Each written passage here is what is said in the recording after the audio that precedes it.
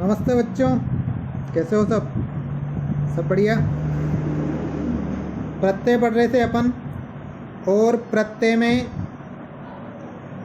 पिछले वीडियो में पढ़े थे अपन ने त और कत्वतु। इसको कत या कत्वतु भी बोल सकते हैं। त और तवतु, पर अपन बोलने के लिए कत और कत्वतु बोलते हैं। त और तवतु या कत और कत्वतु प्रत्यय पढ़े थे। ये कैसे थे? भूतकालीन कृदंत प्रत्यय। कैसे थे ये? भूतकालीन कृदंत प्रत्यय थे, मतलब इनका अर्थ भूतकाल में निकलता है। आज पढ़ेंगे अपन क्षत्रि और शानच प्रत्यय। क्षत्रि और शानच प्रत्यय को वर्तमान कालीन कृदंत प्रत्यय कहते हैं। क्या कहते हैं? वर्तमान कालीन कृदंत प्रत्यय कहते हैं। तो इनको देखना है अपने को, क्षत्रि और शानच प्रत्यय को। इसके सारे नियम वगैरह जितनी भी चीज़ें हैं वो सब मैंने टाइप करके और बना ली है। उनको देखना अगर आपको उससे समझ में आ जाए, वरना बोर्ड पे तो पढ़ाते हैं जो पढ़ाते ही हैं। तो इसके नियम देखो।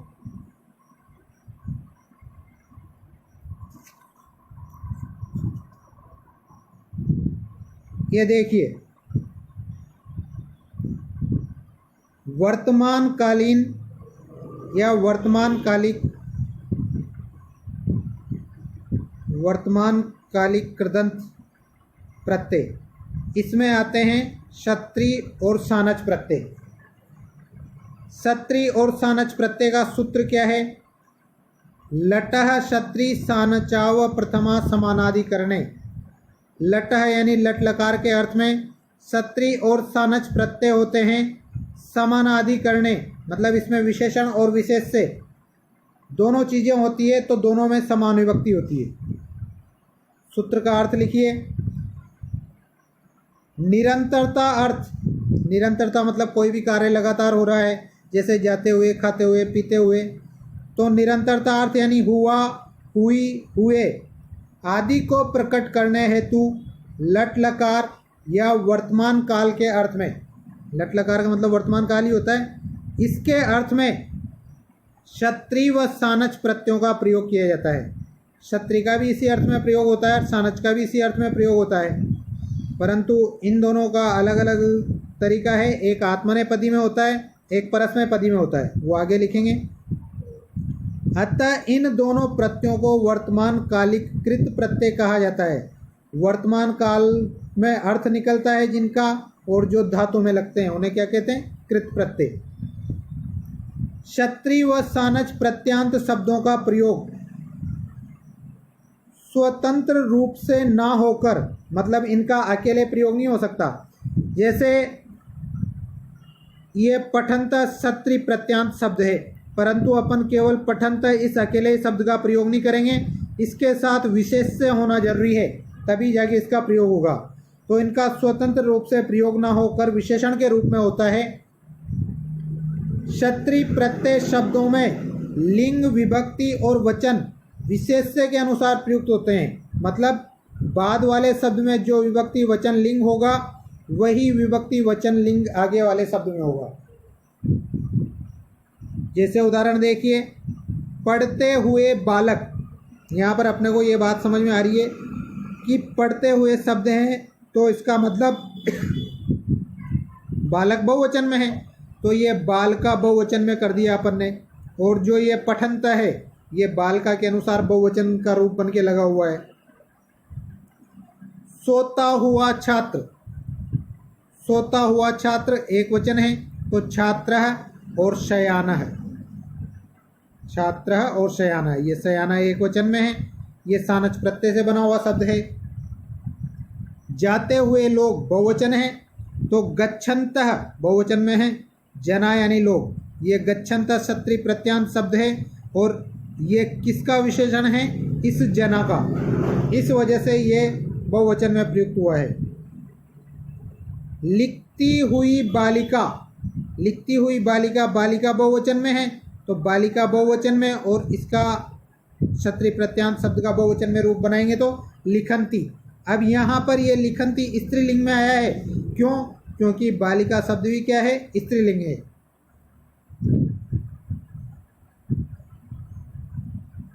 यहाँ पर चरती हुई गए ये शब्द नहीं है, इसको काट के लिखना है तुम्हें। चलते हुए यात्री, चलते हुए, ये इधर लिख रहा हूँ यात्री, चलते हुए यात्री यानी कि चलंतः यात्रिणः, यात्रिणः बहुवचन में है, इस वजह से चलंतः ये भी बहुवचन में बना है।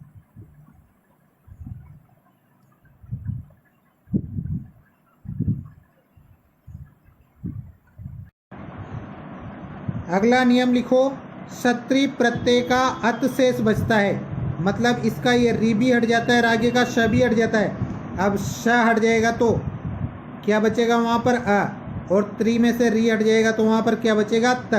तो इसका अत शेष रहता है, जबकि सानच प्रत्यय का, इस सानच में से ये स हट जाता है और च हट जाता है, तो क्या बचेगा? आन। सानच प्रत्यय का आन शेष बचता है। क्षत्रिय प्रत्यय का तो अत बचेगा और सानच प्रत्यय का आन बचेगा।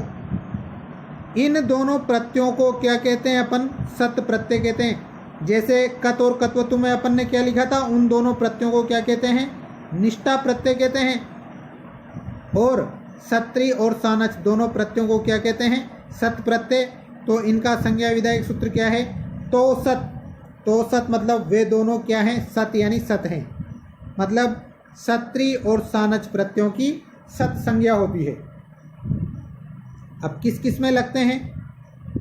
क्षत्रिय प्रत्यय परस्मैपदी धातुओं में लगता है, जबकि सानच प्रत्यय आत्मनेपदी धातुओं में लगता है। क्षत्रिय किस में लगेगा? परस्मैपदी में, और सानच किस में लगेगा? आत्मनेपदी में। स्त्रीलिंग के क्षत्रिय प्रत्यांत रूप बनाने के लिए भवादिगण, दिवादिगण व चुरादिगण की धातुओं में, ये धातुओं के समूह होते हैं, भवादिगण, दिवादिगण, चुरादिगण। 11th 12th पे इतने काम के नहीं है, लेकिन जो कंपटीशन की तैयारी कर रहे हैं वो इन चीज़ों को जानते हैं। तो भवादिगण, दिवादिगण और चुरादिगण की धातुओं में धातु व प्रत्यय के बीच किसका आगम हो जाता है? न का, मतलब न जुड़ जाता है। जबकि तुदादिगण की धातुओं में, तुदादिगण की धातुओं में और अदादिगण की आकारांत धातुएं, अदादिगण की ऐसी धातुएं जिनका अंत आ से होता हो, उनमें यह न विकल्प से जुड़ता है। मतलब अपन न जोड़ के भी रूप बना सकते हैं और न को बिना जोड़े भी रूप बना सकते हैं। अगला नियम, अकारांत धातुओं में आने मुख सूत्र द्वारा सानच प्रत्यय के आन से पहले मुख, यानी इस मुख में से ये ऊ और कट जाता है, म बचता है। म का आगम होता है, मुख यानी म का आगम होता है। जैसे चलिए ये उदाहरण में देखेंगे, यहाँ पर नियम लिख लो आप तो कि मुख का आगम हो जाता है। अगला नियम है, क्षत्रिय व सानच प्रत्ययों से बने हुए शब्दों के रूप तीनों लिंगों में ही चलते हैं। मतलब इससे बनने वाले शब्द अव्यय नहीं होते हैं, बल्कि उनके रूप चलते हैं। जैसे अपन ने पीछे वाक्य प्रयोग में देखा था, तो उस तरह से उसका जो विशेष्य है उसके अनुसार इनके रूप चलते हैं।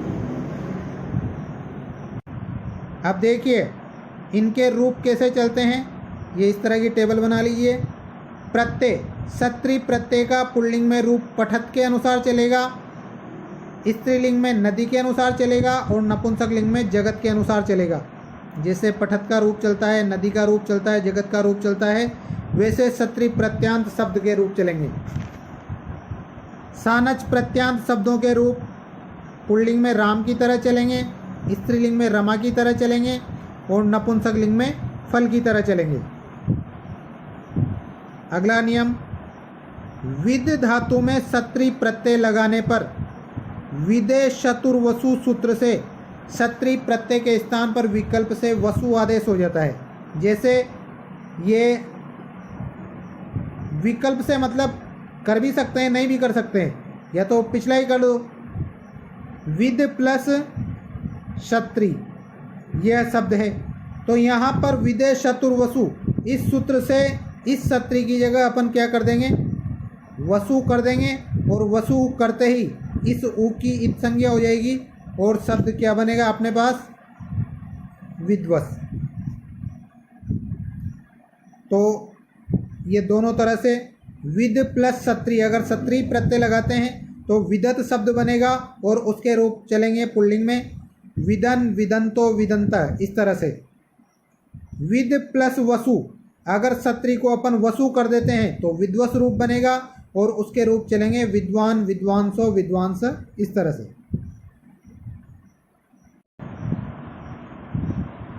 क्षत्रि प्रत्यांत जो शब्द हैं उनका वाक्यों में प्रयोग कैसे करते हैं, जैसे ये देखिए पहला वाक्य, वह पानी पीते हुए छात्र को देखता है। मैंने बताया था कि हुआ, हुई, हुए ऐसे अर्थ वाले शब्द बनते हैं। तो पीते हुए, इस और पी कौन रहा है, छात्र, तो छात्र तो विशेष्य हो गया और पीते हुए यह विशेषण हो गया।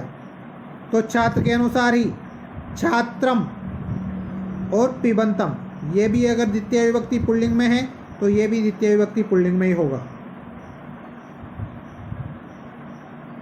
अगला, दौड़ते हुए छात्रों को पढ़ाते हैं। दौड़ते हुए, धावतः छात्रान, ये द्वितीय विभक्ति बहुवचन है तो ये भी द्वितीय विभक्ति बहुवचन पुल्लिंग में आएगा। तो वयम धावतः छात्रान पाठयामः, वे दौड़ती हुई कार द्वारा मारे जाते हैं। अब दौड़ कौन रही है, कार, तो कार का जो विभक्ति लिंग वचन होगा वही दौड़ती हुई का होगा। तो यहाँ पर ये कार यानेन धावता, कार यान पुल्लिंग में है तो ये धावता भी पुल्लिंग में है। सॉरी, कार यान स्त्रीलिंग है तो ये भी स्त्रीलिंग है। इसके बाद, शिक्षक लिखते हुए छात्र को पीटता है। छात्र है लिखता हुआ, तो लिखता हुआ को क्या बनाएंगे, लिखनतम क्षत्रि प्रत्यय लगाकर, और इसका छात्रम यही बनेगा। जैसे पिबंतम छात्रम एक वचन है तो ये भी एक वचन में। ताड़यति यानी पीटता है। पिता खाना खाते हुए पुत्र को पढ़ाता है। पुत्र क्या कर रहा है, खाते हुए, यानी कि खादंतम और पुत्रम दोनों में समान विभक्ति विशेषण विशेष से है। ये खादंतम कौन से प्रत्यय से बना हुआ शब्द है, क्षत्रि प्रत्यय से। जाते हुए लोग, अब जाते हुए ये क्षत्रि प्रत्यय से बना हुआ शब्द आ गया गच्छन्त, लोग यानी जना। पढ़ते हुए छात्र को देखते हैं तो पठंतम, पढ़ते हुए यानी ये भी क्षत्रि प्रत्यांत है, पठंतम, और छात्र, छात्रम ये एक वचन है। पश्यन्ति यानी देखते हैं। यहाँ पर जना बहुवचन है इस वजह से गच्छन्त आया है, छात्रम एक वचन है इस वजह से पठंतम आया है। मतलब जिसके बारे में बात कर रहे हैं उसी के अनुसार ये शब्द लगेगा जो क्षत्रि प्रत्यांत शब्द है। अब कहीं कहीं पर कन्फ्यूजन हो जाता है कंपटीशन वालों को, तो उनके लिए है लिट लकार जो वैदिक साहित्य में काम में आता है।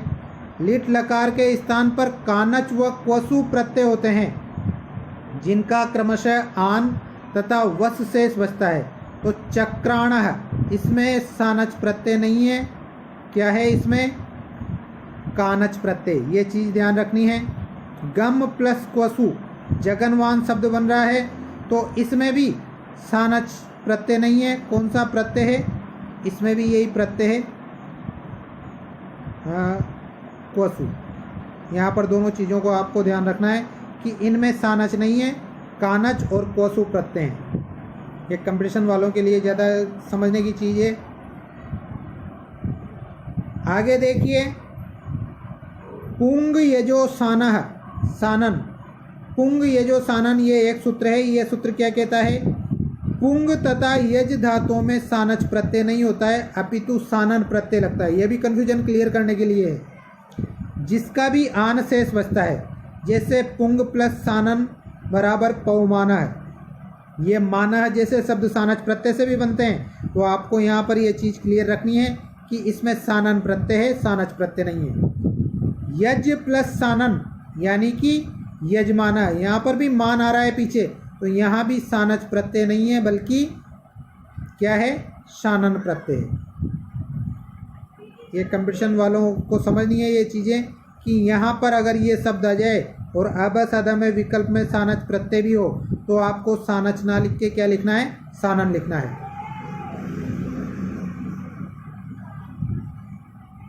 लिटः सद्वा, अगला सूत्र है लिटः सद्वा। तो ये सूत्र क्या कहता है, लिट लकार में भी सत्री व सानच प्रत्ययों का प्रयोग होता है। जैसे भविष्य काल का कोई वाक्य बनाना है तो जैसे जाते हुए लोग गिर जाएंगे, जाते हुए लोग गिर जाएंगे, वहाँ पर जो जाते हुए हैं उनका गच्छन्ता नहीं बनेगा बल्कि गमिष्यन बनेगा भविष्य काल में। तो गम प्लस सत्री गमिष्यन भी बनेगा। क्री प्लस सानच करिष्यमाणः, क्री प्लस सत्री करिष्यन, और जन प्लस सानच, जन प्लस सानच बराबर जनिष्यमाणः।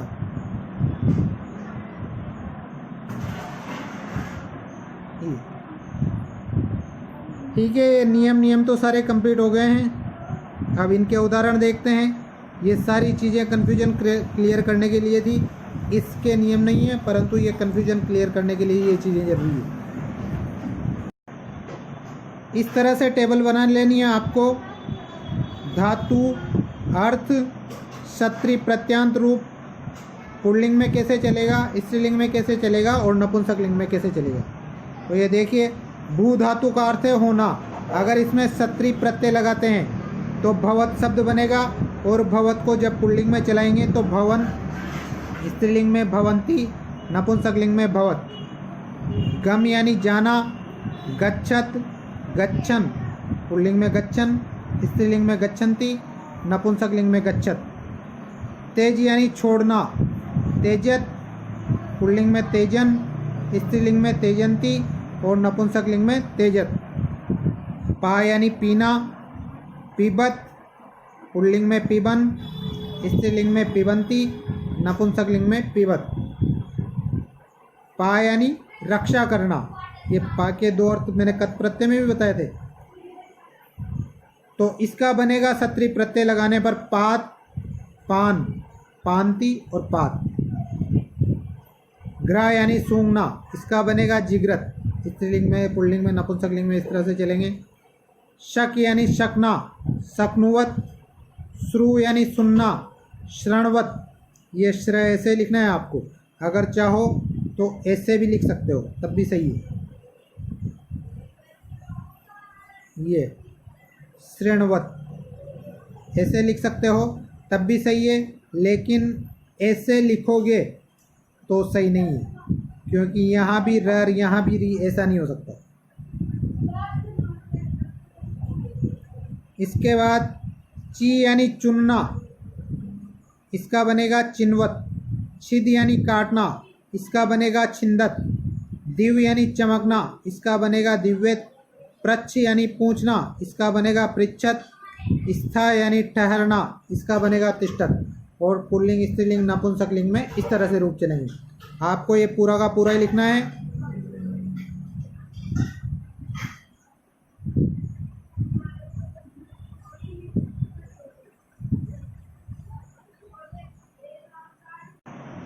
कुछ और उदाहरण देखो, वही ऐसे कैसे बनाना है। हा यानी छोड़ना, इसका बनेगा जहत। और पुल्लिंग, स्त्रीलिंग, नपुंसकलिंग में इस तरह से रूप चलेंगे, वो आप देख लेना। दृश्य यानी देखना, इसका बनेगा पश्यत। ये यहाँ पर ध्यान रखना, दृश्य का पश्यत बनता है। धा यानी धारण करना, इसका बनेगा ददत। ब्रू यानी बोलना, इसका बनेगा ब्रुवत।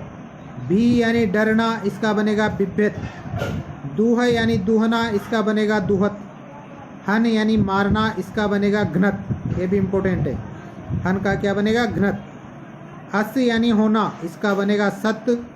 क्री यानी करना, इसका बनेगा पूर्वत। ये तो सत्री प्रत्यांत रूप हो गए। अब देखते हैं सानच प्रत्यय की।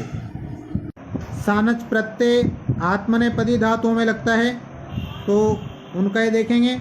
इसी तरह से टेबल बना लो। ये अधि उपसर्ग और ई धातु, इसका मतलब होता है पढ़ना, और इसका रूप बनेगा अधियाना। पुल्लिंग में चलेगा, ये अधिनाना नहीं है, अधियाना है। इसको सही कर लेना, ये इस तरह से अधियाना है। पुल्लिंग में चलेगा अधियाना है, स्त्रीलिंग में चलेगा अधियाना, और नपुंसक लिंग में चलेगा अधियानम। मतलब ये तो पुल्लिंग में राम की तरह, स्त्रीलिंग में लता या रमा की तरह, और नपुंसक लिंग में फल की तरह। जन यानी उत्पन्न होना, इसका बनेगा जयमाना। आस यानी बैठना, इसका बनेगा आसीना। ब्रू यानी बोलना, इसका बनेगा ब्रुवाण। भुज यानी खाना, इसका बनेगा भुंजान। मुद यानी प्रसन्न होना, इसका बनेगा मोदमान। मृ यानी मरना, इसका बनेगा म्रियमाण। याच यानी मांगना, इसका बनेगा याचमान। युद्ध यानी लड़ना, युद्धमान। वृत्त यानी होना, वर्तमान। वृद्ध यानी बढ़ना, यानी वर्धमान।